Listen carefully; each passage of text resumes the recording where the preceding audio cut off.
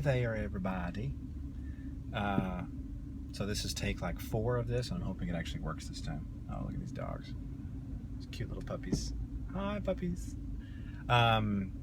So I had an interesting thought. I'm going to try and see if I can condense this nicely. This is the 3rd take after all.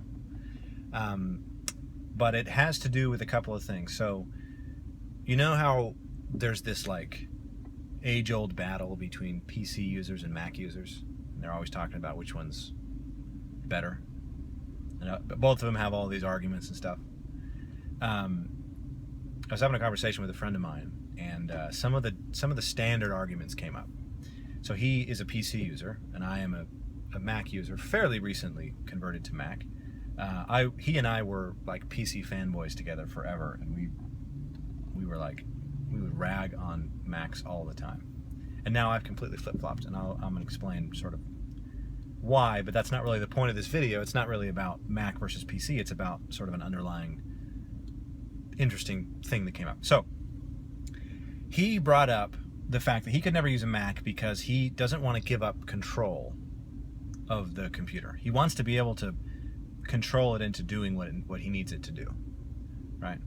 And that's very valid. In fact, when he said that, I remembered that was one of my biggest frustrations and one of my biggest arguments against using Mac as well, is that there's just so many settings that you just can't edit, you can't mess with. And there were several times when I had to troubleshoot somebody's Mac when I was a PC user, and it would be extremely frustrating because I'd be like, oh, there's just a setting for that, but then Mac doesn't have the setting, or you have to go search to find the setting, or whatever. But as we're talking about it, it dawned on me that since I got my Mac a year and however long ago, almost a year ago, I guess, I have, with very few exceptions, maybe 2 or 3 exceptions, I have never really even noticed that I don't have the control that I used to have. Like, it hasn't even become an issue. It hasn't even come up for me. And I thought that was interesting, first of all.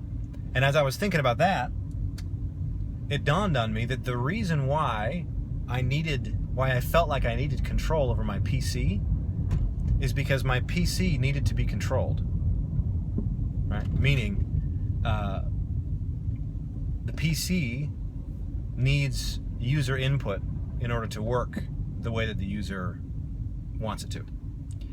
The Mac, however, in my experience, the Mac already does what I wanted my PC to do.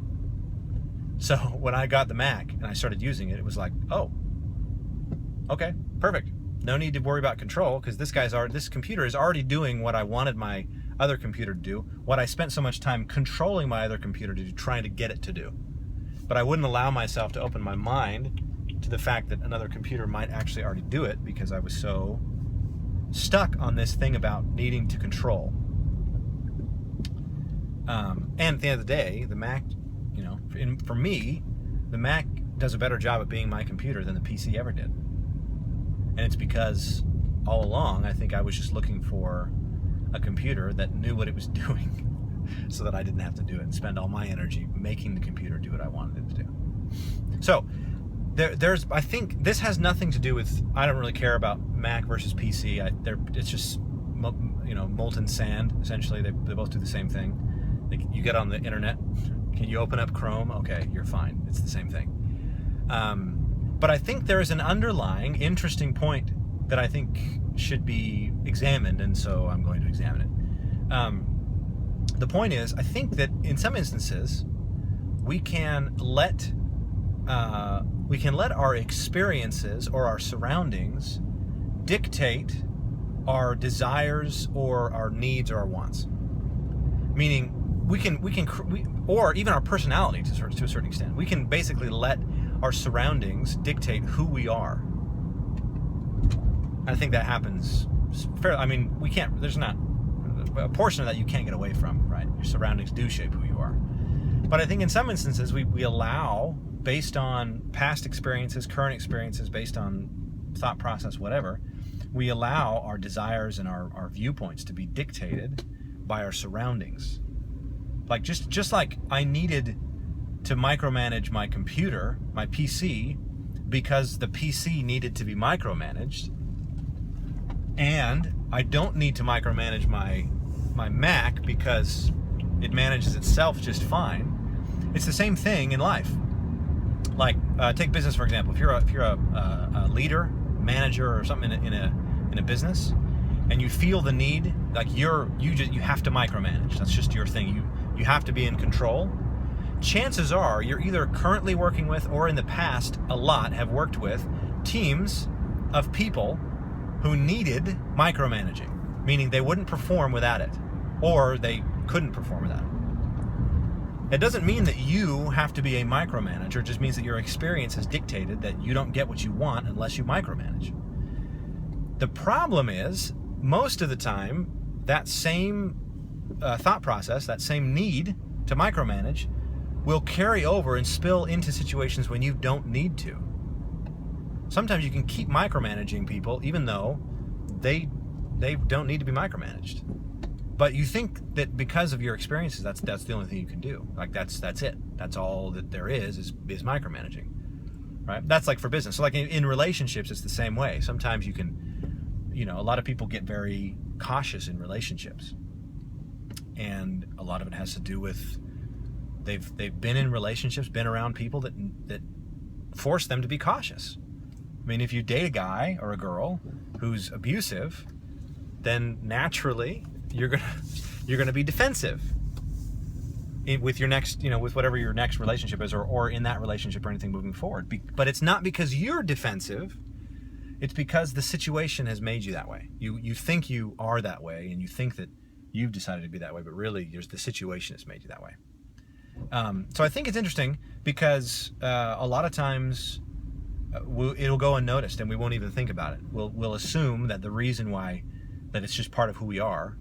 This is just me. This is just, it's like the point of it is that it's you, when really the point of it is the situation has made you that way, and you've allowed the situation to continue to control you even after, if you're in a different situation. So like if I still got frustrated with my Mac because of the control issues, that would be a symptom of me holding over my control issues and not giving the computer the chance to do what it's supposed to do, what it knows how to do, and what it's good at.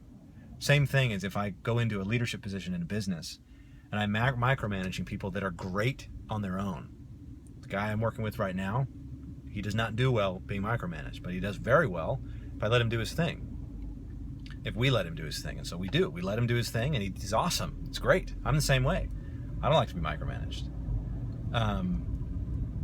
And same thing like in relationships, like sometimes you can hold on to things.